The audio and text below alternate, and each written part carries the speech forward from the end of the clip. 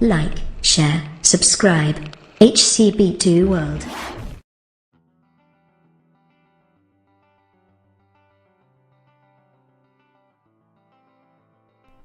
Yo, what is going on, guys? Heroes Come Back 2 here with this week's My Hero Academia Chapter 124 review. Unfortunately, I was a little late getting this one out, so for that I apologize. But you know, shit happens. Now, not wanting to waste any more time on the intro, let's jump into it. Okay, so it looks like the chapter starts us off by reinforcing that Mirio actually took care of the class in 5 seconds. I think last week I said it was like 5 minutes and 52 seconds, but yeah, apparently I was wrong.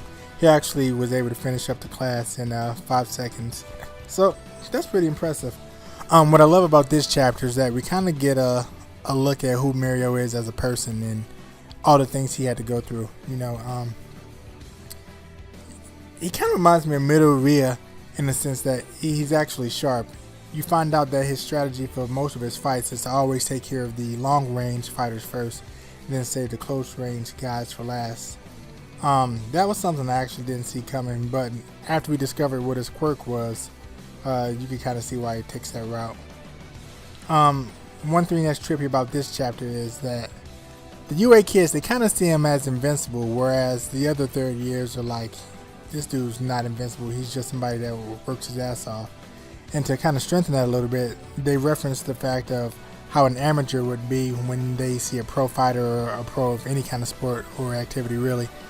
A lot of times you only see the end result, you only see them being that all-star, but you don't see all the shit they had to go through to get to that point. Kind of like Michael Jordan, you know, you always see Michael Jordan as the greatest basketball player of all time, but you don't really get to see all the shit that he's been through to get to that point. So I thought that was pretty cool. As he fights the class, you kind of feel bad for him a little bit. Once you figure out that his quirk is to permeate, it kind of sucks, you know. His quirk actually seems like it's a really strong quirk, but at the same time, man, you find out that there's a major downside to it. That, of course, being everything passes through him. So when he uses his quirk, he's blind, he's deaf, he can't breathe, and that really kind of sucks, man. It sucks that you would even have to go through conditions like that in order just to use your power.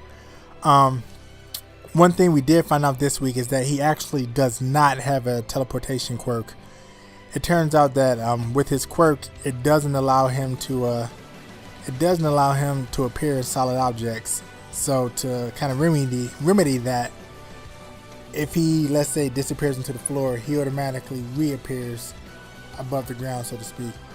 So you learn that although he doesn't technically have a teleportation quirk, whatever solid object he's trying to phase through, it kind of just automatically spits him out.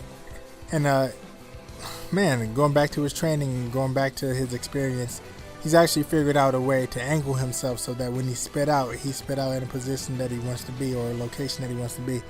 So I thought that was pretty cool.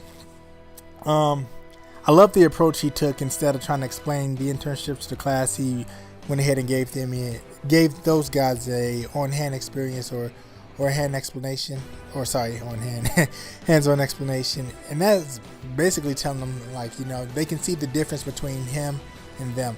Yeah, they've been through some stuff where they had to face villains and they've had to fight alongside heroes, but it's not the same as the kind of experience he's obviously got, you know. Through his experience, he was able to learn to use his quirk more efficiently, and he was also able to better strategize. One cool thing I did love about this chapter is that when he appeared behind Mirio was able to kind of locate him, and he kind of gave Mirio props, you know, saying that he accurately determined where he was going to be, or he accurately strategized to figure out that he was going to appear behind him.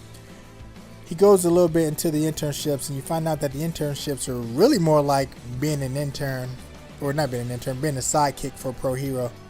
So I guess with that in mind, they all kind of set out to find their own heroes to be sidekicks to, so to speak. Mirio tries to contact Gran Torino, but Gran Torino is really like, yeah, I have no interest in helping you out, bro. But what you should do is contact your master's sidekick, which at this point we learned that at some point All Might had a sidekick, which we can speculate that it was Mirio, but it's never been confirmed. Now everything that Mirio says, he kind of hints at the fact that he has some kind of relationship with All Might, but he never comes out and says that it is All Might. So hopefully whoever mentored Mirio, we find out here shortly, or within the next few chapters at least. But I'm kind of guessing that if it's not All Might, maybe it's Endeavor, but I really don't know. The difference between being an intern or a sidekick as opposed to the last time the group got to work with professional heroes is that this time you're actually treated like you're part of the team and not just a guest.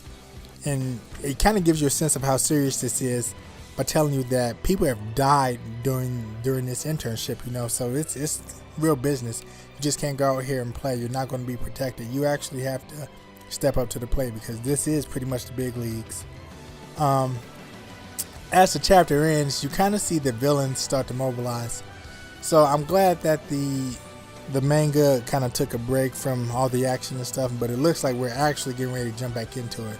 So I'm guessing that these internships are going to bring some serious fights against the villains, because obviously the hero side is mobilizing with giving out these provisional hero licenses, and they're trying to get ready for these big battles. But a lot of times you don't get to see what the villains are doing on their side, and I think now we're kind of getting a look that shows us that those guys are mobilizing too. So I'm very excited for these next few chapters, and hopefully, you know, we find out a little bit more about who All Might's sidekick was and where Mirio is going to end up and stuff like that. I'm honestly hoping that All Might's sidekick was Mirio. I think it would be extremely cool to see Mirio and Mirio kind of team up a little bit. It looks like Mirio actually has somewhat of respect for Mirio, despite the fact that he was calling him a trouble kid or a problem child or whatever. But hopefully those two team up, and that's how that thing pans out. Well, guys, that's going to do it for my review this week. Sorry for no lack of camera. I just really got extremely busy, and it takes too much to set everything up. So, promise I'll have it next week.